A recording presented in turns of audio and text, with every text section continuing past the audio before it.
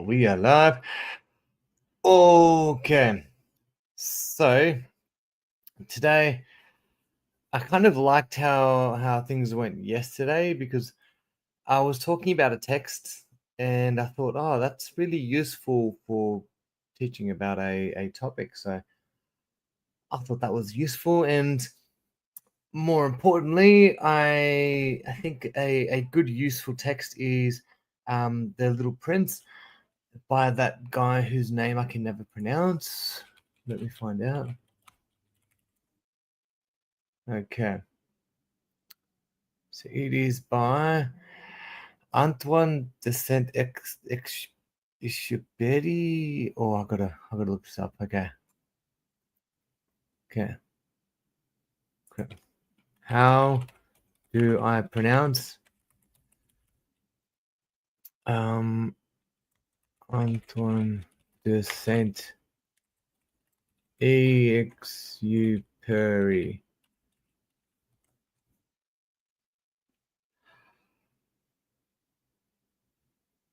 Antoine de Saint-Exupéry. You know, it could just sound it out for me. Okay, so that would have been useful. Bottom line, let's go through I'll give you guys a bit of a quick rundown of what the story is about, because it's a nice, simple story that's many people will have read it in their own languages. I would say even if you have and you're learning a new language, like say English, it is worthwhile reading it again to, cement those ideas and think, oh, that's how that word looked, and now it's in this new language. So it's pretty useful to do. With that in mind, let's summarize what happened in The Little Prince. So essentially, there is a pilot, and I'll make it bigger so it's a bit easier to read for you guys. Oh, too big. Hopefully. Okay, so it's about a guy who crashes in the Sahara Desert, and all of a sudden he's stuck in the desert, and he starts talking to a man, a little prince, who claims to be from a different planet. So things get weird pretty early, right? So he's from, okay, actually I'll make it a bit smaller because I can't read that. Okay, he's from asteroid B612. So he was pretty good. So the prince, he looked after his planet, but now he's come to Earth and he's meeting different people and things are going on. So the whole story works as a nice little parable, and it really explains a lot about, I guess, the role of humans in life. And let's first have a learn about our okay. Remember when I said last time, context, purpose, audience.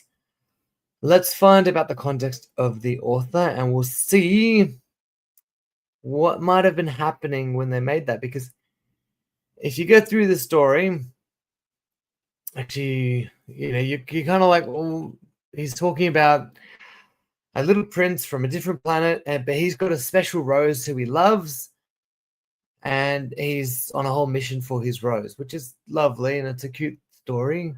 Very approachable if you, say, are younger learning. So here's the fun part. It's asking the question of where does creativity come from? Where is it? So anyhow, I won't explain what the things are. It's I'm trying to think of how to run this, because you guys may not know about this text, right? You might not know what happened in it. So how about I'll give you a little bit of rundown based on what the AI is giving me here. So anyway, okay, he's talking about his unique rose. So he's now walking around the Earth, and then he wants to go back to his planet. Okay, but there's this mysterious snake bite that represents. So, okay, all right, there's it. So the story explores themes of loneliness, friendship, love, and the meaning of life. I think that's the key detail that you really pick up from it, because ultimately, if you were stuck in the desert, you would be going like, "Well, why am I here? And what does it mean to be here? And does anything in the world mean anything?" So let's have a little learn about him, because he essentially starts talking to this alien being who looks like a little prince, who's talking to him in the desert, explaining about how the world works and stuff. Okay. All right. Even used Spark Notes to summarize it. Thanks, Spark Notes and stuff. Oh, I got Britannica. Oh, that's so cute. Le Petit Prince. Okay, it actually sounds better in French. Okay. I think I'll trust Britannica more than I will AI, so let's have a look. So, who wrote it? I reckon there's an AI saying that. Oh my god, even Britannica's using it. Okay, so he even drew the pictures. He wrote it in 1943. I wonder what he was doing before he wrote it. I want to find out about the author. So now we know the date, right? We know the context. What was going on in 1943? Okay. What? Excuse me, I'm gonna have a capital letter. What global events were occurring around 1943? I can't spell. Today's the day. Okay, I don't know if your history knowledge is good, but let's check. So that way we can just make sure that we've got what? Just pictures. All right, it's got pictures of, looks like people going to war and stuff. Oh, just significant phases of World War II, because it was at a crucial turning point. Interesting. So he wrote a book during World War II. I got to find out about the guy who wrote it. If he wrote it during World War II, where was he living at the time?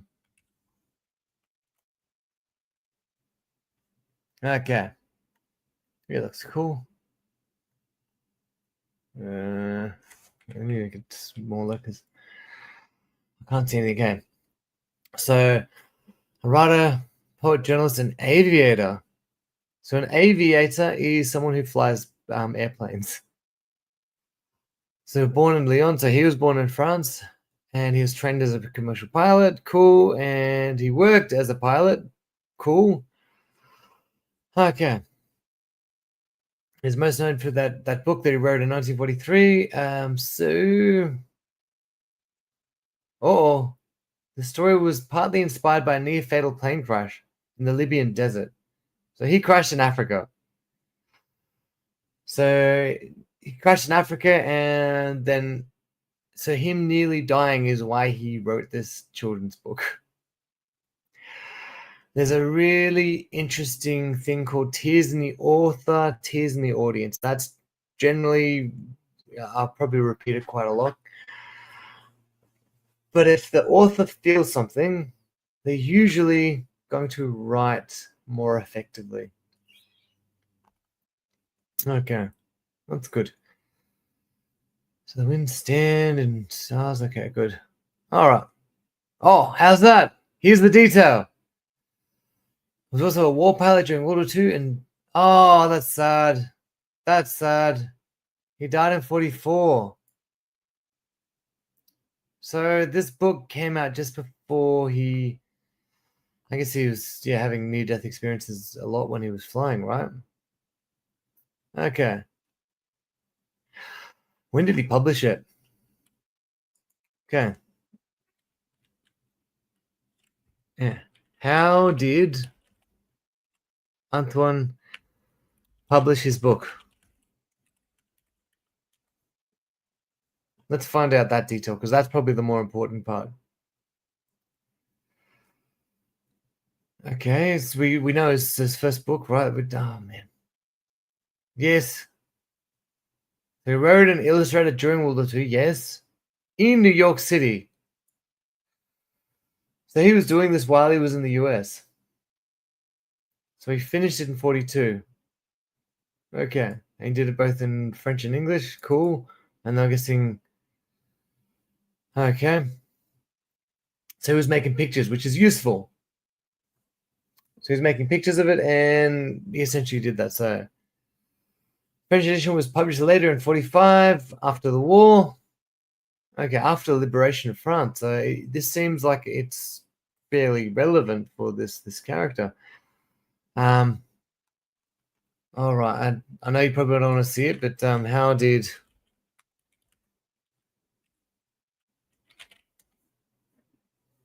Okay, how did he actually die? Okay. So he's doing recon in where the hell's Corsica? Is that a country? Okay. So Corsica. Let's have a look. See. Oh, it's the Mediterranean. Ah, 105. It's 170 kilometers from France. Okay. Ah, there it is. I know that island. That's right near Sardinia. Okay, so wow. Okay, that's relevant to. I mean, how sad is that? Like, okay, so this is aircraft. Okay, disappeared and was later found wrecked off the coast of Marseille. Okay. So it might have been shot down, but we don't know. Okay. Wow. Okay. So we don't know. He went down on a plane as well. But I mean also okay. How did people find out about not Corsica? Antoine Saint Exup. I don't know how to spell it. Near death plane crash. I gotta know this detail. Okay. How did people find out about that? How is it? I'm trying to introduce you to understanding the story, and I'm getting completely sidetracked about like the guy who wrote it. Having said that, this is ultimately the we're learning about the time frame, right? And just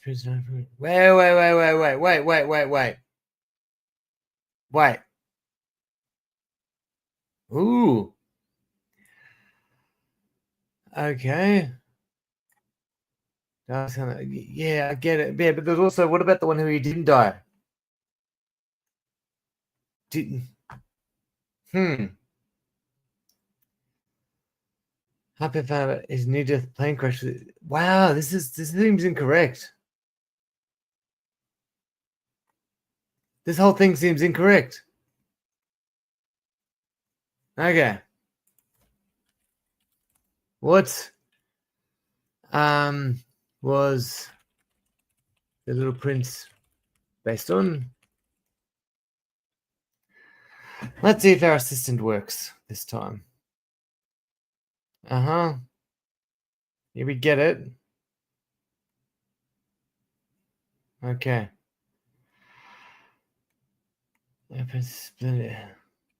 Interesting. Maybe that's not even a factor. Because I've heard that before where people say that it was based on his near-death experience. But problem being, the actual crash that killed him was after he died. Well, allegedly. We don't know if he died or just went to his planet. Okay. Okay. Use sources. Let's find out. Okay, his life experience, philosophical views, stories heavily on a desert plane crash in the 1930s. Okay. Desert plane crash in the 1930s. That was okay. Tell me about his desert plane crash and survival in the 1930s. Use sources. Okay. Oh, AI's killing me. Okay. Let's see. Blah blah. 35. Well, that's all it was about. Okay. So he basically crashed in the desert when he's trying to break the speed record for a flight from Paris to Saigon. What country is Saigon in? I bet you it's in Southeast Asia or something. Let's check it out.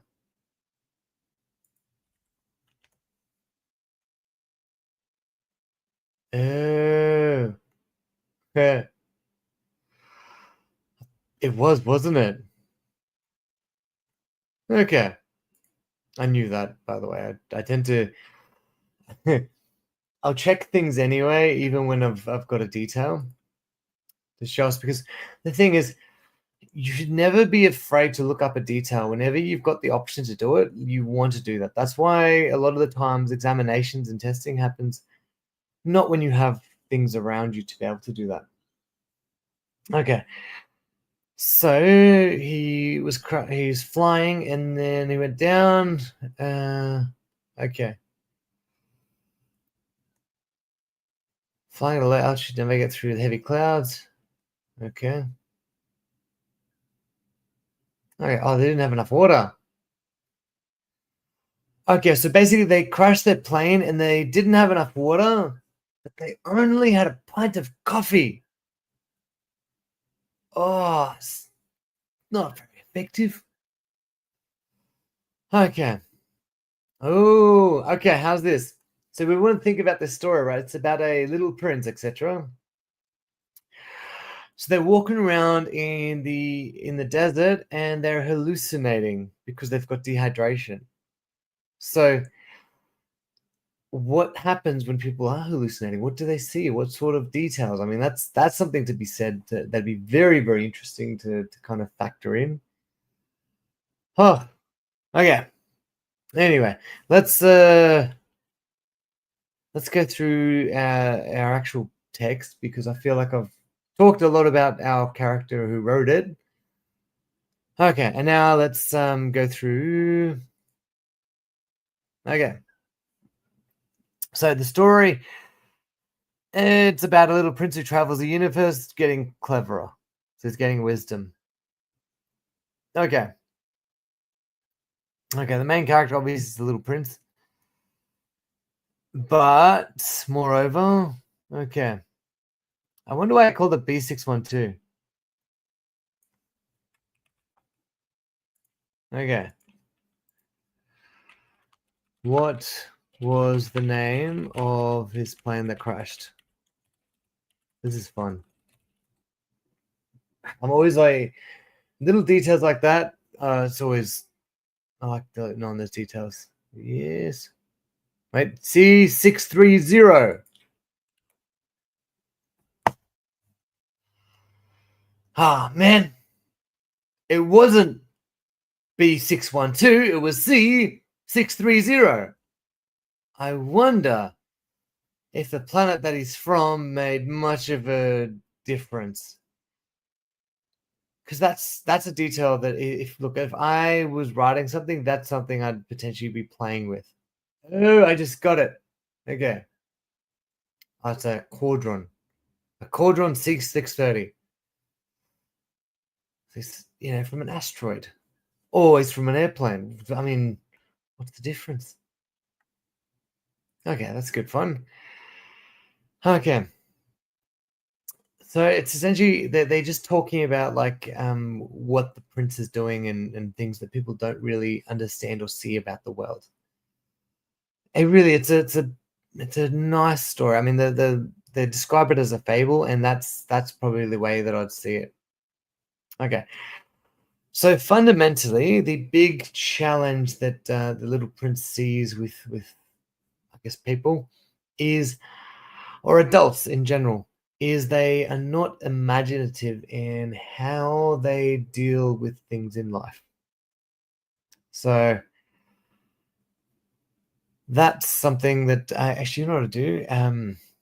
Maybe I'll give you a quote. Okay, where is it? Ah, yes. Okay. So basically, he's in the desert. He's describing himself in the desert in the story, and it's saying he's like, "What's this person doing here? Why is this little prince not dying of thirst and hunger?" And he's like, he's like, he doesn't know what to say to this random being that's now communicating with him in the middle of the desert. I don't know. Was he just hallucinating, or was there something to it? And what happens on the kind of the crossover between, I guess, uh, yeah, our world and wherever else we're going? Because, yep, you can see some weird stuff when you're on. You know when they say that you're the near death experiences. Um, yes, you can see some stuff that is confusing, and you may, yeah. Oh God, I don't even want to talk about it right now. Okay. So I have had one of those, and more on that maybe later. Maybe later. I can't be bothered going into it right now. But anyway, the bottom line is our good friend the prince, the little prince, he goes, "Draw me a sheep. Please draw me a sheep." Now, why would that be the person's thought, right? It's like, here, make this thing. He was hungry. Maybe he was. So there's something going on, right? So this I guess it's the inner child is saying, "Hey, make this thing for me. Draw me a sheep." And obviously, the kid wouldn't be that impressed if he drew it pretty badly. Oh, and that's it. So because he basically gets annoyed because the guy's like, "Come on, I do geography, history, the arithmetic, grammar. I've got all these useful skills. What do you want me doing art for?" And then we've got to ask the question because remember the guy who made this text, he was an artist, so he was someone who was creating artworks, which is kind of cool. So now we're asking the question, like, well, what? Yeah, it's like, what is there? What is something? It's, imagine if, yeah, oh, geez, there's so much in this book. Like, I kind of just want to talk about it in details, but okay, so. Oh, yeah, I'm stuck for thinking of where I want to go with this because I just read a fact about one of the words from it. So, have you ever heard of a baobab tree? Baobab? How do I pronounce that? Right. Create the sound.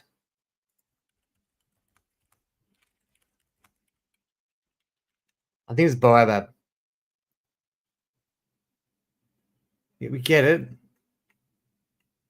Wait, wait, wait. Hold on. Comments being annoying.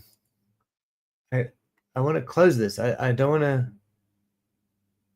enter your phone number to get the app link in it. I don't want to. Oh, you're like, okay. Yes, I want to generate the audio. Yes.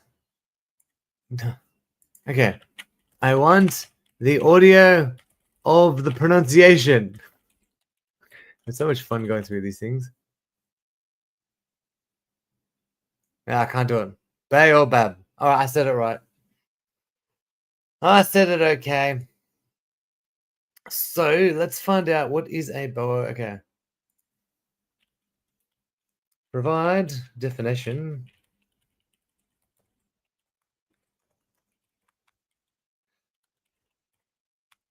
Okay. Okay. I ask you now. So I've just given you the definition. So a baobab tree is a large distinctive tree native to Africa, Madagascar, and Australia. So I guess he was in Africa. Okay. So it's a very big. I want to show you guys pictures. Give me pictures. I like pictures. Pixar didn't happen. Here's some pictures. Let's do Unsplash. Oh, they're beautiful. Hi. Okay. So, before I tell you, what do you think the baobab tree might symbolize? Because I dare say that whole thing looks like it could carry a lot of water. A lot of water. Oh, like a life-giving tree. Okay. Let's see. What does the baobab tree symbolize? Let's find out. Okay.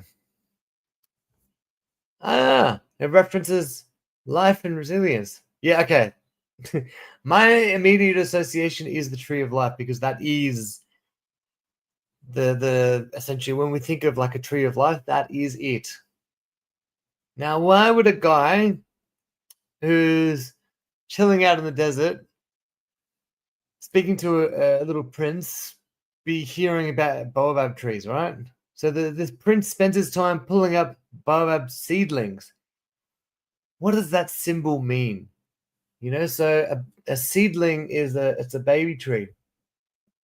Pulling them up, pulling them up, pulling them up, lest they grow big enough to engulf the entire tiny planet. Huh. And that's scary. Now, is that a metaphor for humans or humanity and how humanity functions around the world? I don't know. But what a way to think about it, right? So, oof. But also, you know, it's asking that question like, well, what does it mean to be alive? Should we engulf the planet? Should all these things happen? And oh man, it's a shame that this guy died during the war because this would be someone that would have been so great to have been writing all this stuff down and just, you know, giving us knowledge. You know, it's giving us stuff from the past because whenever people do things like that, they're good. Okay. Anyway. Okay. And then moreover, okay. What happens is the rose. Okay. I was talking to you about a rose before, right? So the rose essentially that's something that he falls in love with, but it's an anthropomorphized rose that he's just like, okay, I'm in love with a rose. I wonder why he would use a rose as his thinking process, which is interesting. Okay. So, oh man, this stuff's fun. Okay, let me have a look at yes. Let me think of ways that because I kind of wanted to. I'm giving you guys the story, and I kind of want to just give you tools to learn this stuff. Okay, hold on. Let me just try this again.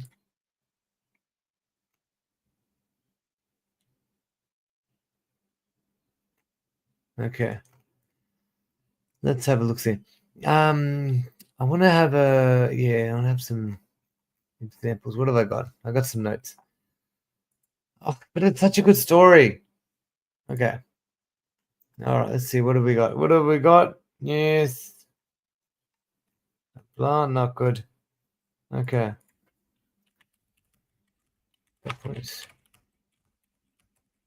I'm cooking up basically the script of what I want to explain to you guys now as we're going, because I wanted to force myself to go live to just start talking about stuff. So normally I like to plan beforehand, but I also want to make sure that I do it every time. So I'm kind of forcing it to happen. Okay. No. Yeah. Yeah. Let's see. What have we got? Okay. So let's see. Okay, because I'm trying to think of how I can help, okay, so for example, what you guys can do is you can actually no, let's do that. Let's do a summaries of the chapters. So let's do yeah, yeah, yeah. Okay. Great.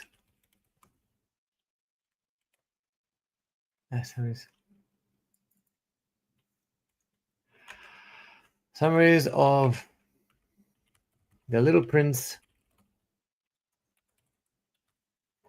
chapters in simple English. Okay. So I've asked to create summaries of the Little Prince chapters in simple English. That seems pretty all right. Okay. So, look, if you don't want to know what happened in the text, I guess, yeah, probably don't check.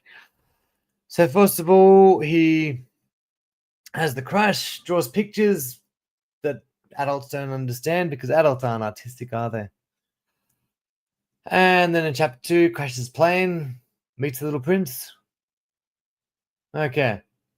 And then chapter 3, tries to figure out where he's from. He's like, bro, where are you from? And then we're all the way in chapter 6. Okay.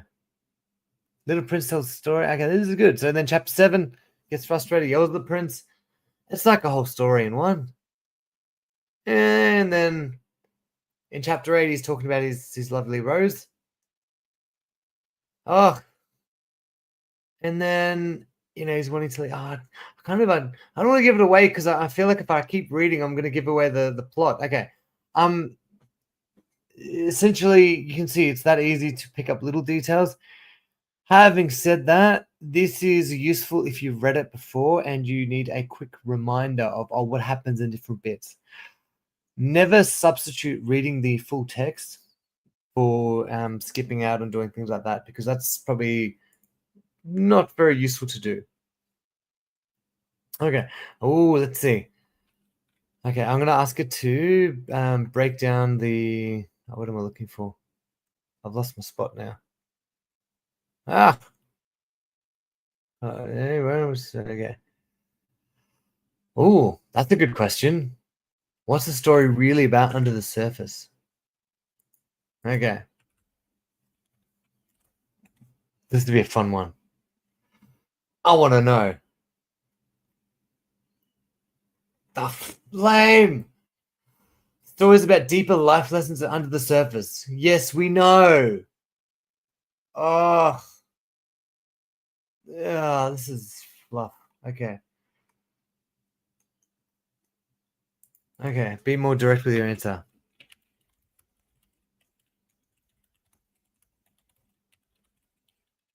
I don't like this fluffy general stuff. Uh-huh. Okay, there we go. Critiques adult behavior like greed, pride, and narrow-mindedness. Okay. So it's about living life correctly. Okay. So true value lies in relationships and responsibility to others, not material things. Okay, so it's getting non-materialistic, which is fair. Okay, that's better. Better. Okay. So, yeah. Oh. Okay. I got another question. How does the Little Prince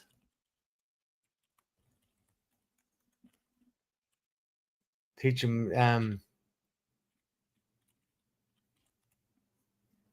So how does the Little Prince teach emotional vocabulary? because there's some key details that are pretty useful. Okay. All right, yada yada. All right, metaphor and relationships convey emotions. The little prince's bond with his rose, because a rose can fall and break very easily, and not to mention it kind of dies fast if you don't have it plugged in the ground. Okay. So it's looking at teaching readers or young people words and concepts related to these feelings, which is pretty good. And look, a lot of the English language is stolen from the French, so it makes sense that this was written in French as well. Okay.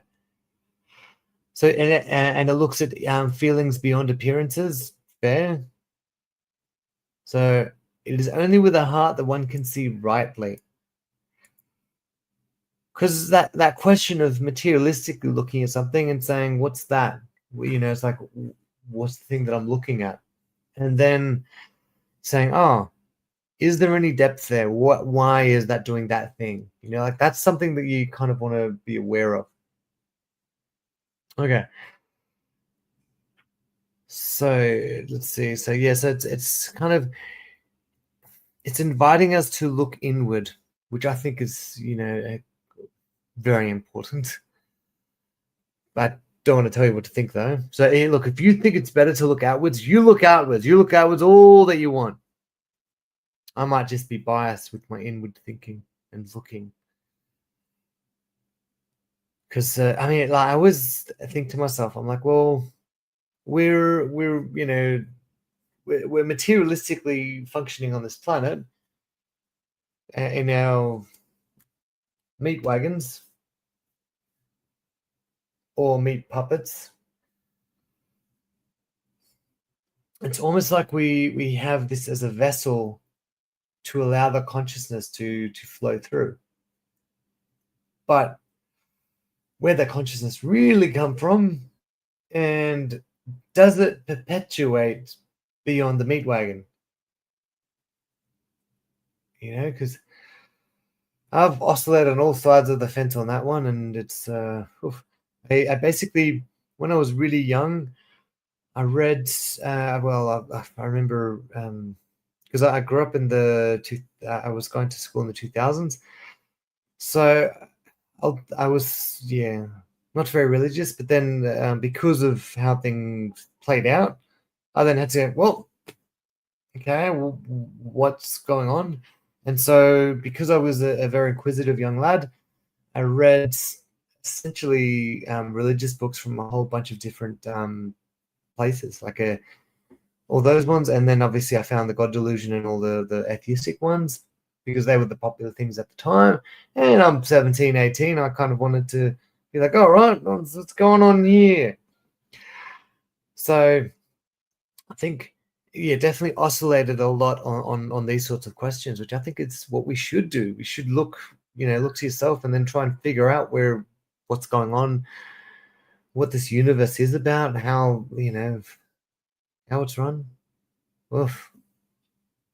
Okay, but anyway, so emotional vocabulary is reinforced with practical exercise. So some teaching guides use Little Prince to help children recognize and manage emotions through activities like calming fears, soothing sadness, managing anger, and linking vocabulary to real emotional experience. It's pretty cool. Okay, so yeah, ultimately it is showing that it's very, I mean, that's one of the great things about it, right? Okay. Let's see. I want you to. Okay. Ooh. Okay. I wonder how we can build our English skills from this. So how do you think we would remember I talks about context? How do you think we would learn your new vocabulary whilst thinking about that old context? Because that would be pretty valuable. Okay. Let's have a look. So learning new vocabulary with context involves using the surrounding world, sentences, and overall situation in a text to understand. Yeah, I know. Use the little as an example to explain this. I was looking for the Little Prince as an example. Okay. Ooh, there we go. There we go. Okay. All right. So let's have a look at some words. I mean, not words, some sentences. All right. The pilot was astounded by the Little Prince's request. I wonder, what does the word astounded mean? It sounds like the prince is asking something. The pilot is now like, so asking something. Due to that sentence, we're going, it sounds like the person's surprised, right? So we've looked around, yeah. So we're looking for the clues around the word. So we read the sentence before and after, and then we think, why was the pilot astounded? What happened? And then guess the meaning using a context. So pilot meets a boy who asks unexpected questions. Astounded means that he felt surprised or shocked in a positive way. Okay. And later in the story, the pilot says he never expected such a strange request. So this supports your guess. So astounded so equals very surprised. So that's, I mean, it's actually the way that this is explained at all is pretty good, because when people get AI to write for them, that's when it's really rough. Whereas AI can go into, it can kind of go into any website and things that people have created online, and it can check all those details. So because it can do that, it can find correct answers really easily. So that's quite useful, just a little bit useful, yeah. How are we doing? Okay, and then I like that. Use it in your own sentence. So I was astounded when I saw a real fox in my backyard. Now, I'm going to make a sentence myself now because I reckon I could. Okay. I was astounded by how cold the room was today, because we are currently in the middle of summer. Essentially, they put the aircon on a little bit too cold, and it was colder than yesterday, like the actual weather, which meant that even when I was opening the windows, we were still basically having frostbite in the classroom. It was awful. It was awful. It was trauma, to say the least. So, okay. Hopefully you guys like that one. Okay. Ooh, okay. How about I'm going to give you guys some more words, and let's think about what we got. Okay. So, remorse. That's a hard word. So an example sentence, he felt deep remorse for leaving the room. So from the context, feel something bad, real meaning, painful regret is remorse. This is yeah, that's good. It's giving us the answers. See what I mean? Like, we used to have to get quizzes and stuff, and actually, apps and things, whereas these AIs are doing so much for us. Like, if you want to do well into the future, you really want to look at how to maximize your usage of these tools. Like, it is night and day how it's teaching us how to shift with everything. Oh, console. Let's look at some consoles. I spelled it wrong. That killed the joke because I spelled it wrong. I want pictures, damn it. Let's go on Google.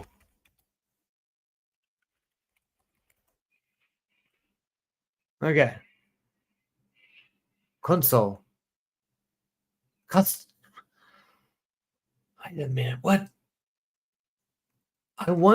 Interesting. I'm thinking about the words now because I understand this meaning. To console someone, to make someone who is sad or someone feel better, usually by giving them comfort or sympathy. Think about the word for a video game console. it's consoling you, so you don't feel sad. You're like, here's a toy. Okay. Where does the word video game actually word epistemology for video game console? So it's a side note, but I like words. Okay. Because where did it come from? Visual integration. Yes. It's infuriating. Oh, okay. Where does the word video game console come from? Who invented the word?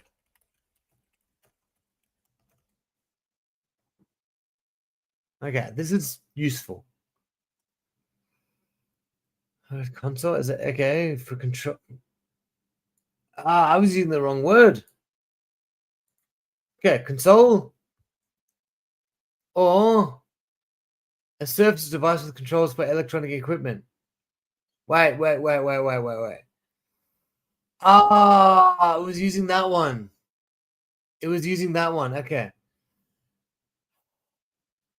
I'm going to have to give my 2 degrees back because I didn't even know that word, and that's such a simple word. I mean, I've played video games before. Like, it's for me not to know that is deeply embarrassing. So don't tell anyone if you're one of the people watching. Just please don't let anyone know that I stuffed that one up.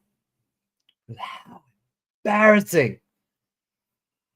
Okay. An aircraft has a console. Duh. Man, why do our brains do that where it forgets things? Lucky we've got AI to help us, right? Lucky. Okay. All right. Fun. Let's find another. Okay. Okay. Compare the literal meaning and deeper meanings in the Little Prince. I'm basically just analyzing this text and having fun with it. So hopefully you guys are having fun in the process. Oh, no. Okay. So the little thing is a story of a young prince who travels from planet to planet, meeting various adults and learning about life, love, and relationships. It is presented as a simple tale about a childlike character exploring the vastness of the universe and the nature of existence.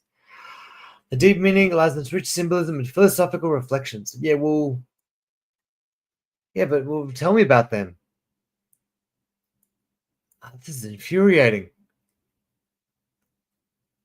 Okay, young prince. Simple adventures, interactions, deeper meanings. The rose symbolizes love, beauty, and emotional complexity. Yeah, cool. Fox. There's a fox in there. Friendship and the idea of taming a fox. So building unique, meaningful bonds with others. So, like friendships and relationships, like that's important. And it's kind of that's the go. Okay. And the baobabs symbolize problems or negative habits that, if neglected, can grow and threaten one's life or values, which is so interesting because that is the tree of life, like literally the tree of life. But they are fat. So, sorry, baobabs, if you understand English and you know that I'm being mean to you guys by calling you larger trees. Yeah, don't tell the baobabs what I was calling them. Okay. And the stars represent dreams, mysteries, spiritual connections. Yeah, it's cool. Because we are this tiny little thing in the universe, right? So there's a lot going on beyond the stars or in the stars, amongst the stars. We are amongst the stars. It's a big universe. And think how, it's like small things within your world you don't really worry about. Like, there's a bug there. That's a small thing. Like, what's this? Okay. Somebody cared about this little thing. Because it's got a spring here. So if you roll it in, it springs back. That's physics right there.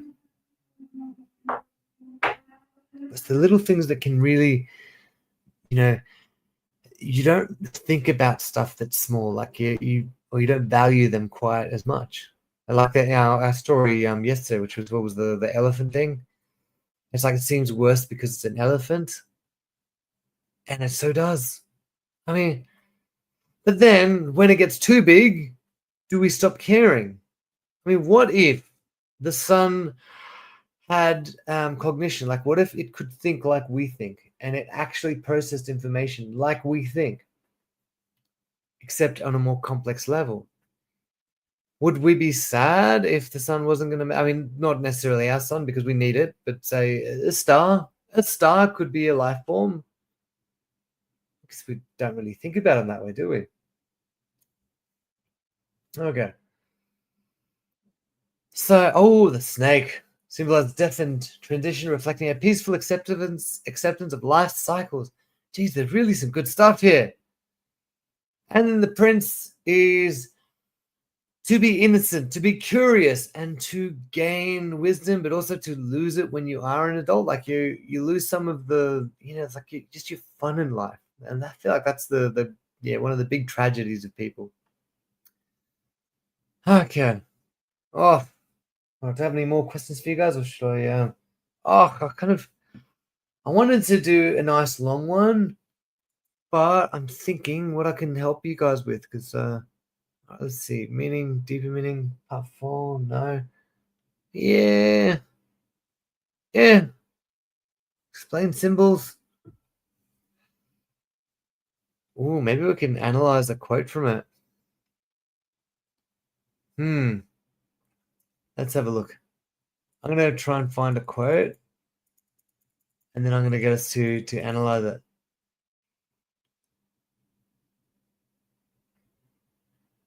That's a good one. Okay,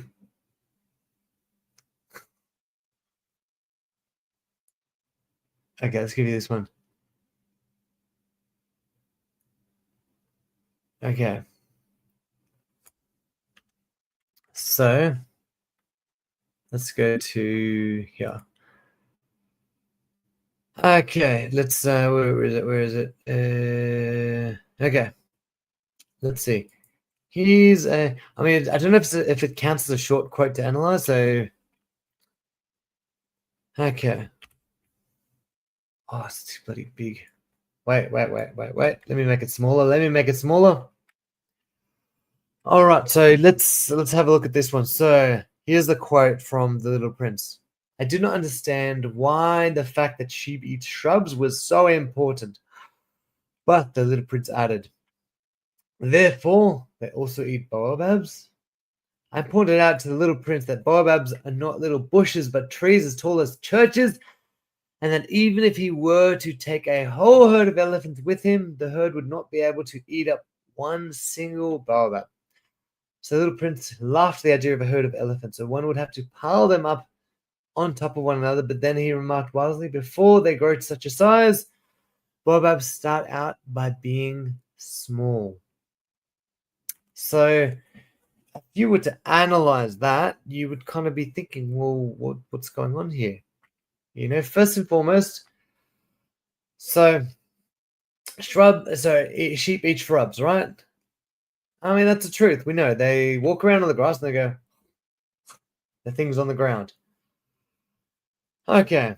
And then this little prince, this curious person saying, why does one animal eat this little thing, but not that thing? So it's asking us that question, like what decided who eats what? See how much depth there is in something so simple.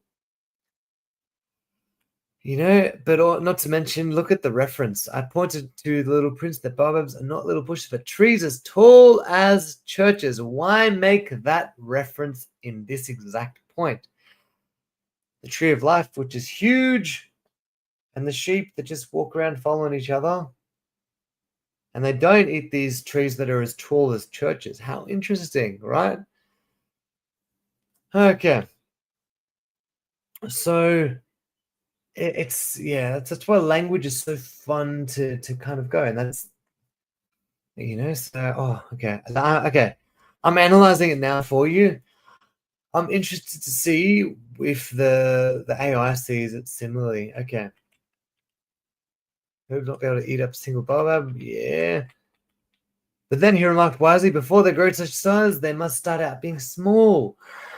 So I would say that's saying, look, everything is, yes, part of the universe. Like everything grows and it develops. Okay. I'm keen to find out what AI says. Okay, analyze the following quotes. Okay. Let's see what it comes up with. Uh-huh. What do you got? Huh? An allegory? Now we need to learn what an allegory is? All right. Before we go on, let me show you what an allegory is.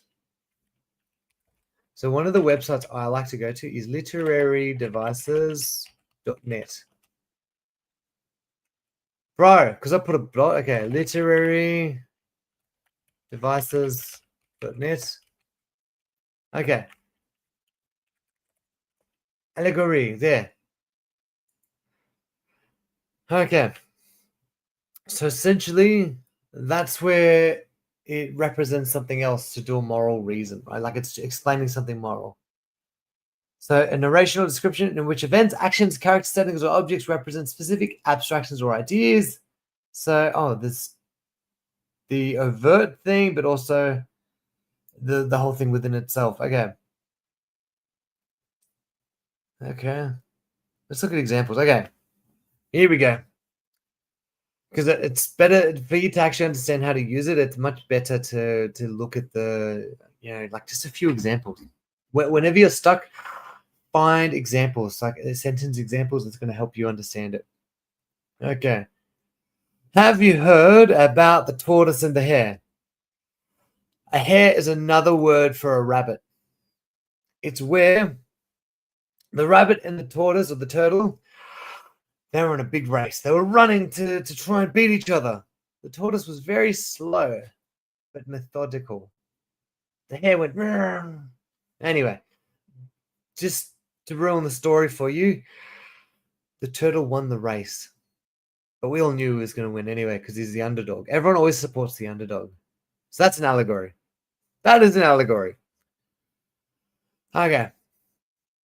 So the passage is an allegory about responsibility and foresight. So we're looking to the future. So on the prince, on the surface, the little prince discussed the sheep eating the shrubs and baobabs, but beneath the simplicity, it's asking a big philosophical question, because in the text, the baobabs are negative problems in the world, right? Ignorance, hatred, moral decay. Okay. Symbolized by the prince's small planet. If not dealt with early, the conversation shows the little prince's insight. Even something mighty as a tree that can be can split a tiny planet in half, begins as a small controllable seed.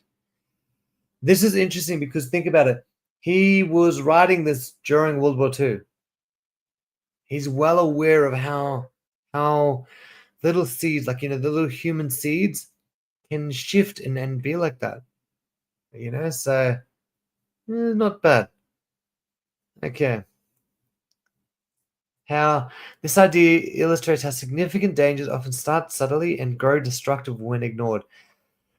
That is so important. I mean, that comes down to, whether you're thinking politics and like countries and how they function, but not to mention just how, our lives and our health and things. Like, you don't have to go to the gym every week. You can never go at all. And then, 20 years down the track, you're like, oh, I'm really unhealthy. And how'd that happen?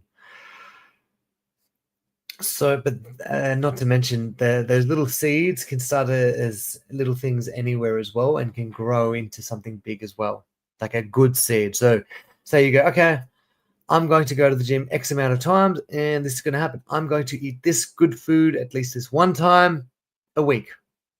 You make that little commitment, and then consistently, if you do that, that little tree gets into something big.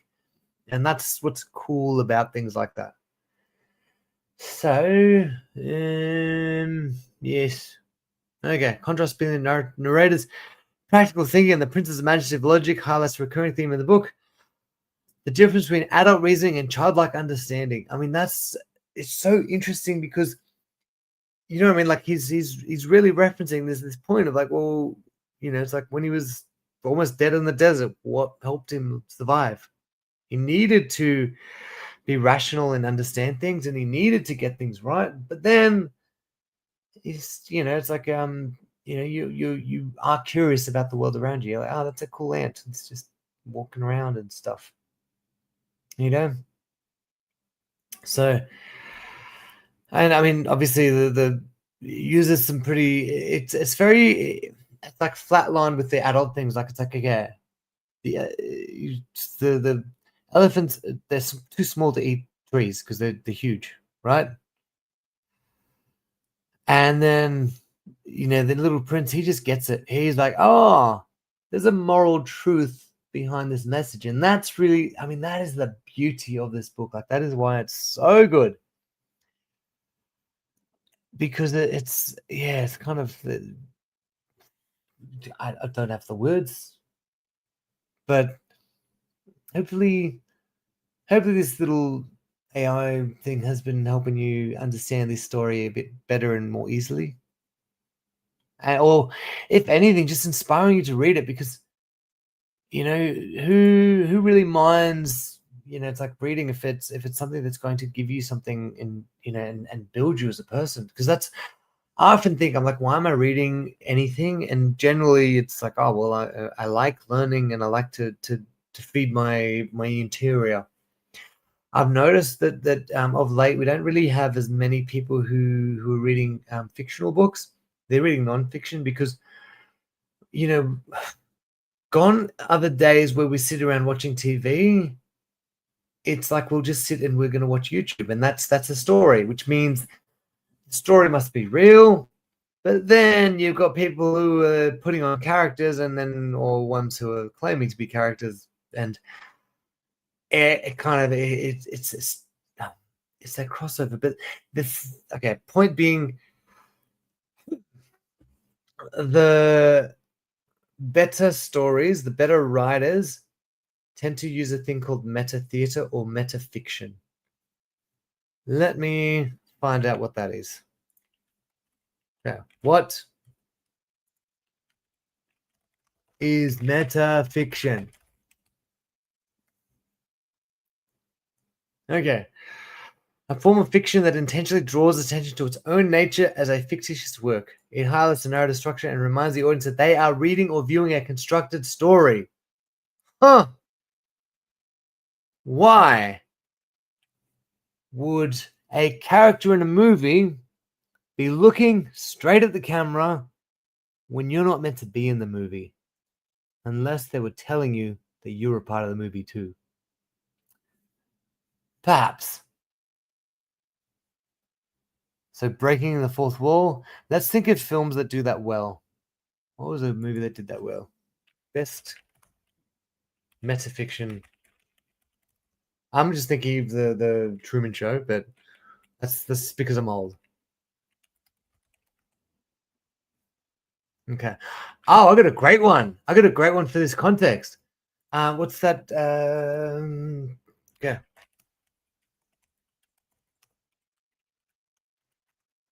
Okay.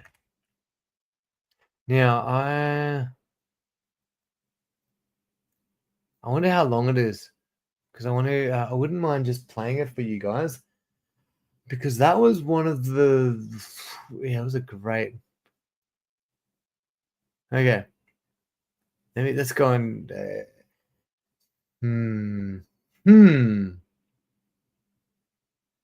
Might have to change the audio to work on there. Let's have a look. Okay, give me a second. All right, let's. I'm not sure if it's going to mess up with the audio here, but I'm hoping you guys can hear it, because I kind of want to play it and then just tattle on about that, because that's one of my favorite scenes from a film, because it gets you thinking, and things that get us thinking are great. Okay, let's see. Bro, yes, okay.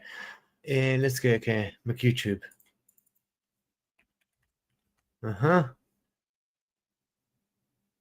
Yes. There's a great dictator. Speech.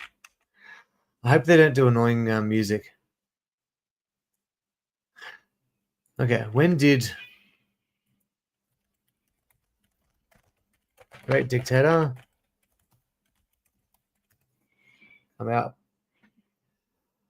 So let's have a look at the Great Dictator, 1940. Huh? Huh? It's a satire of somebody. I don't know. Can you think of who it might be satirizing with that picture? Look, I'll pay it. He's got a great moustache. Really good moustache. Okay. All right. Let's have a look at this. And has this got subtitles? Okay, I'm going to do one with subtitles. I want one with subtitles so that you can at least say them. Ooh, block. Just advertising. Don't stress about the ads. I'm sorry. I don't want to be an emperor. That's not my business. I don't want to rule or conquer anyone. I should like to help everyone if possible. Jew, Gentile, black man, white. We all want to help one another. Human beings are like that. We want to live by each other's happiness, not by each other's misery. We don't want to hate and despise one another. In this world, there's room for everyone. The good earth is rich and can provide for everyone. The way of life can be free and beautiful, but we have lost the way. Greed has poisoned men's souls, has barricaded the world with hate, has goose-stepped us into misery and bloodshed. We have developed speed, but we have shut ourselves in. Machinery that gives abundance has left us in want. Our knowledge has made us cynical, our cleverness hard and unkind. We think too much and feel too little. More than machinery, we need humanity. More than cleverness, we need kindness and gentleness. Without these qualities, life will be violent and all will be lost. The aeroplane and the radio have brought us closer together. The very nature of these inventions cries out for the goodness in men, cries out for universal brotherhood, for the unity of us all. Even now, my voice is reaching millions throughout the world, millions of despairing men, women, and little children, victims of a system that makes many torture and imprison innocent people. To those who can hear me, I say, do not despair. The misery that is now upon us is but the passing of greed, the bitterness of men who fear the way of human progress. The hate of men will pass and dictators die, and the power they took from the people will return to the people. And so long as men die, liberty will never perish. Soldiers, don't give yourselves to brutes, men who despise you, enslave you, who regiment your lives, tell you what to do, what to think, and what to feel, who drill you, diet you, treat you like cattle, use you as cannon fodder. Don't give yourselves to these unnatural men, machine men with machine minds and machine hearts. You are not machines, you are not cattle, you are men. You have the love of humanity in your hearts. You don't hate, only the unloved hate, the unloved and the unnatural. Soldiers, don't fight for slavery, fight for liberty. In the 17th chapter of St. Luke, it is written, the kingdom of God is within man, not one man nor a group of men, but in all men, in you. You, the people, have the power to create machines, the power to create happiness. You, the people, have the power to make this life free and beautiful, to make this life a wonderful adventure. And in the name of democracy, let us use that power. Let us all unite. Let us fight for a new world, a decent world that will give men a chance to work, that will give you the future and old age a security. By the promise of these things, brutes have risen to power, but they lie. They do not fulfill that promise. They never will. Dictators free themselves, but they enslave the people. Now let us fight to fulfill that promise. Let us fight to free the world, to do away with national barriers, to do away with greed, with hate and intolerance. Let us fight for a world of reason, a world where science and progress will lead to all men's happiness. Soldiers, in the name of democracy, let's all unite! I think it's telling us something. That's pretty funny. Okay. So, I must say that. Hold on. I don't want to play anymore. Okay. So I dare say that section, it's good, but also we have to ask this question of like, well, are we watching propaganda? Because ultimately it's from a particular country and it's them putting their movies out there at a particular time. Because in 1940, if a film comes out in it's the US, I think it was, that's potentially, yeah, it's a is it propaganda, or is that good propaganda? Is there such thing as good propaganda? Huh. But anyway, how did you find that? I'd be interested to see how other people read that, because that's one of the most interesting, I guess, sections in a film that came out for a long time ago, because it's such an old film, but it shifted how people looked at things. And like he's saying, it's the what's the let me give you a script of it so that we can go through it. Okay, what, give me a transcript of what Charlie Chaplin said in the speech. So this is generally when you're studying stuff, you watch it initially, but you always have to revisit it, and it's good to be able to rewrite it, and so reread it. Okay.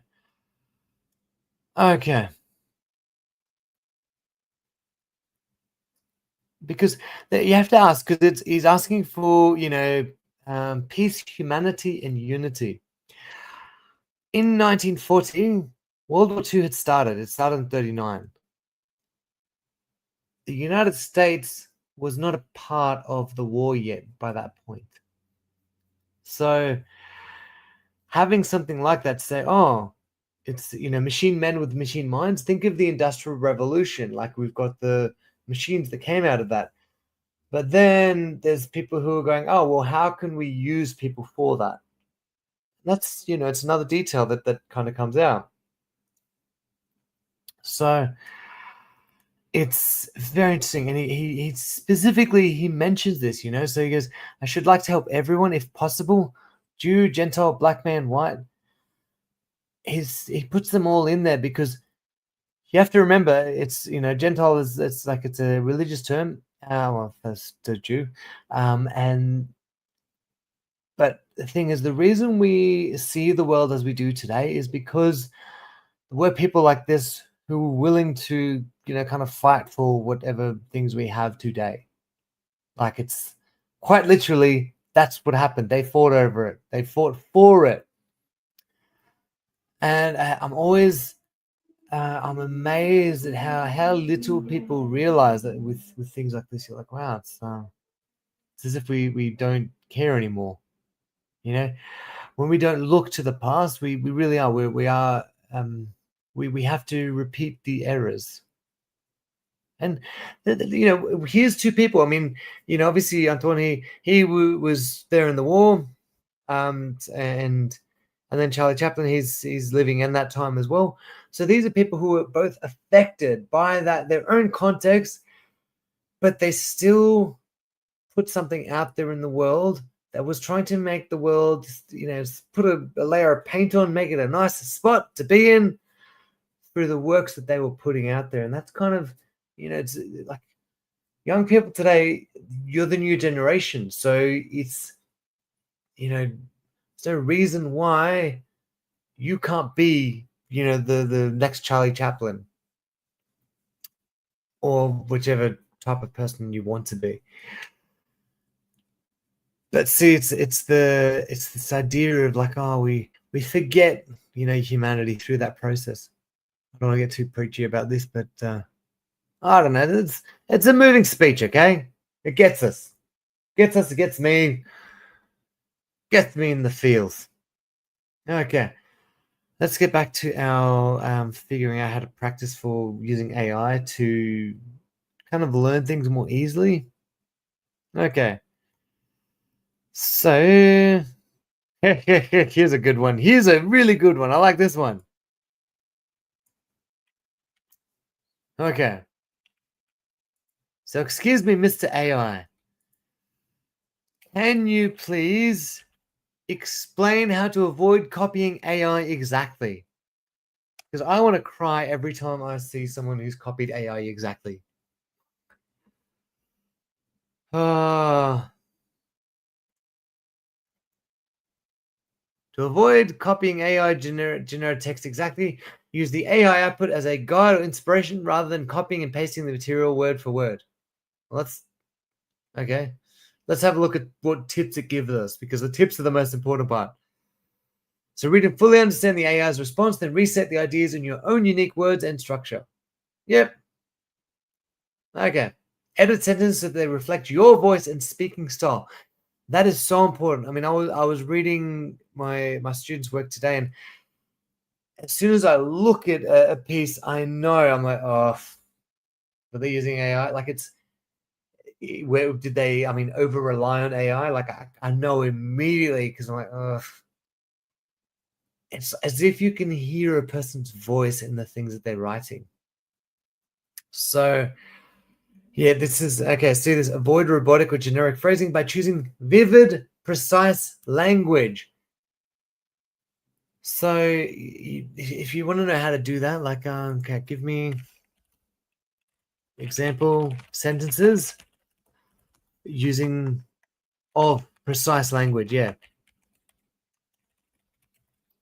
So, give me example sentences of precise language.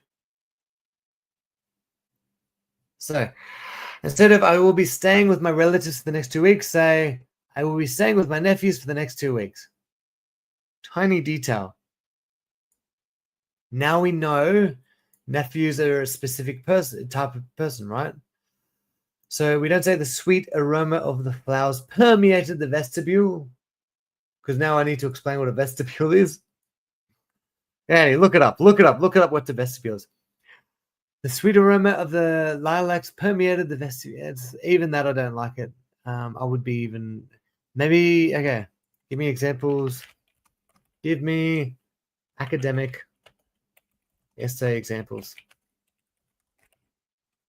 because I feel like that's a better thing to look for, because more likely that's where you're going to need things like this. So, example of formal, precise academic statement. The investigation revealed a statistically significant correlation between the administration of the compound and the abatement of symptoms. Oh. So see how it's doing? It's showing how something happens, right? So yeah. What did the investigation reveal? So it doesn't use vague language. That's pretty clear. Okay. Because I'm always hammering home how much people need to be objective with their writing and simplify things. So, I mean, just so be direct with their things. Oh, boy. Okay, so finding indicate a significant correlation between socioeconomic status and educational attainment. Now we need to get some more vocabulary. We need to know what socioeconomic status is and attainment. How do you attain something? Excuse me while I attain some water within my frame.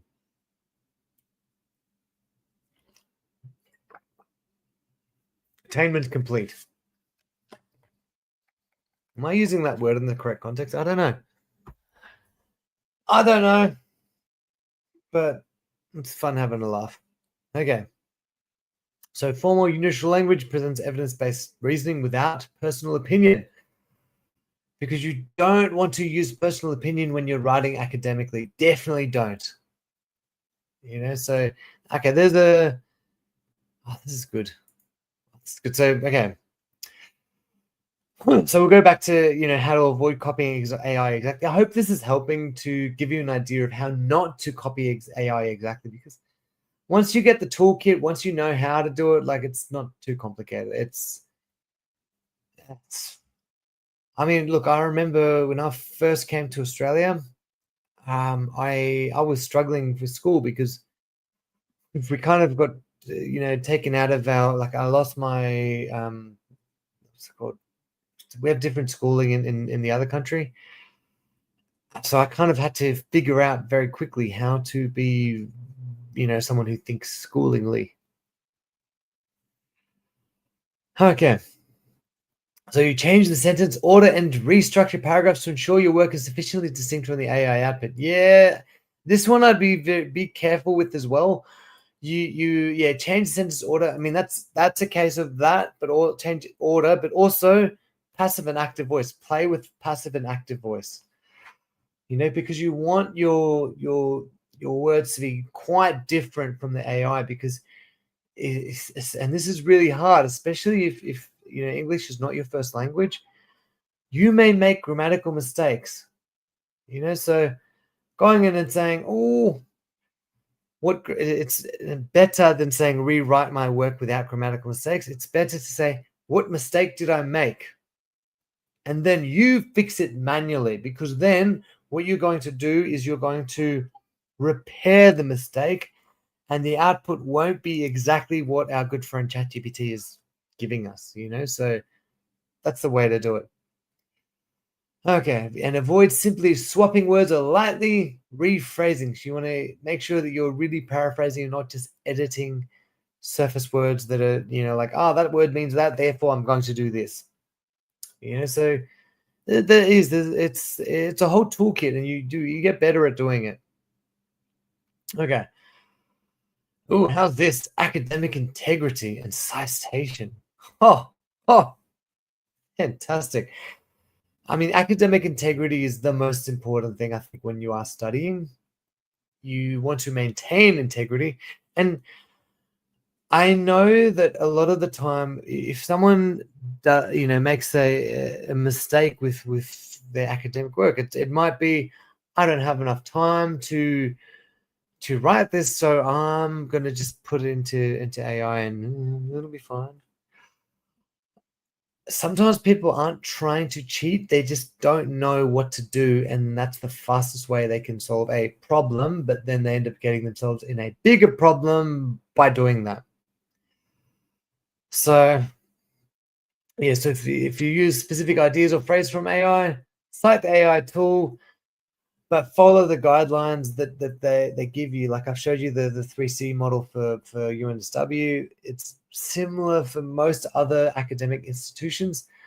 Sometimes you can use it. So if you got it, I got ideas from it, use it, But if you're doing another type of assessment, you can't use it at all. So yeah, pick your moments. Pick your moments and then run for it that way. Coolio. And obviously use quotation marks for any exact wording, and always attribute borrowed ideas or unique phrasing. That's a really, really good one. Because I mean, people are afraid to use, direct quotes, which, I mean, it's fine, but like, you can use them. You've got to be careful with when you need to quote details and what you've got to say. And there's a process in that. If you want to see that, please do, write in the comments, say, oh, I want to hear about this one. Not to mention, if anyone's watched this long, please do click the like button, and subscribe if you're not, because I realize people, I feel weird asking for it, but I also know that, when I'm watching something, I actually appreciate when someone asks me, because I'm like, oh, that's right. It's a reminder. But I'm going to have to practice more YouTube things, because I'm used to talking to people. And I find it odd talking to myself. So I'm looking forward to the point when I'm starting to get people in these lives, because I want to talk about stuff and get questions, and I love having the feedback point. Something that I like to minimize is how much I talk as a teacher. If I can get people engaging and then asking me questions, getting the answers for what you need out of something, that's the key. So I definitely like doing that. Yeah, so if I'm gonna try and start scheduling these lives, because I'm trying to figure out how this whole YouTube thing works. But yeah, if you see something's coming up and there is like a question that you want to have, like, I mean, yeah, send through. I mean, how can you send through questions? I just realized I don't have my email stuff up here. I haven't thought that one through. I mean, I've got a business email, but I'm trying to distance myself from my other business because I kind of didn't want to mix the two together. So yeah, I might talk about that later. I'll figure it out. Comment your questions if you want to see a certain live. I don't know how people comment. I mean, how they can get in touch with me. Okay, how can you contact a YouTube personality?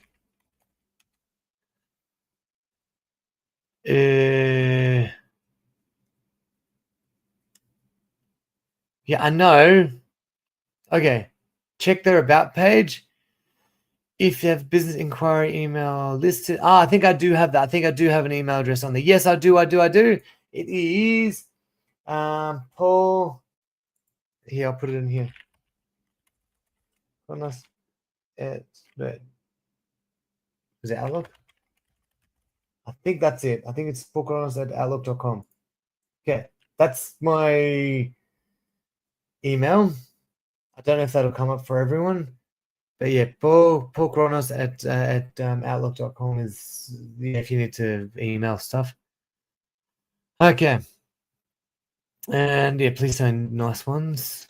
And okay, I don't know if I should be giving that out. Like, you may have to change my email. I might need to change my email now because I just realized I'm gonna get so much spam because I really do. I get such weird emails, and I'm like, because I bloody give my email out everywhere. Okay. So, okay, let's go back to, okay, here we go. Avoid over-reliance on AI for producing final drafts. Rely on your own critical thinking and creativity for genuine personal writing, which is good. So, best practice. Okay. There's some good stuff in here. Like, there's some good explanations. So, yeah, like I've been explaining, AI is good because it does it. If you need to analyze something, it saves you time. You can do something quickly. And really, something that I really love about literature is that's a way to, give you a good understanding of how culture works in a certain country, in lots of different countries, because we're all one world now. And I feel like, literature is going to give you vocabulary for things as well. So that's kind of why I love using the Little Prince to teach younger levels or English second language people, because it's the best ESL book, I reckon, to learn. Yeah, if you're learning a language, that's a great one. Okay, so let's have a think see. What else can we talk about? And yeah, I don't know. Kind of, I wanted to go for 2 hours, but I don't know what to talk about now. I feel like I'm running out of stuff. So, like I said, like and comment, and if you have a comment for what you'd like to learn about, please do mention that that's something you want to learn about, because I really want to, get these into lessons. Like, I want to actually have like live classes where people are asking questions and go, "Hey, what about that?" and just build on that, because that'd be, who thinks about learning on YouTube and actually engaging with the teacher there, because it's a good way to go. So hopefully that helped and you found this stuff interesting. So good day and hope you've had a good time, etc. Let's click end the streaming, and good afternoon, good evening, and good night. Or another Truman reference. Okay, good day.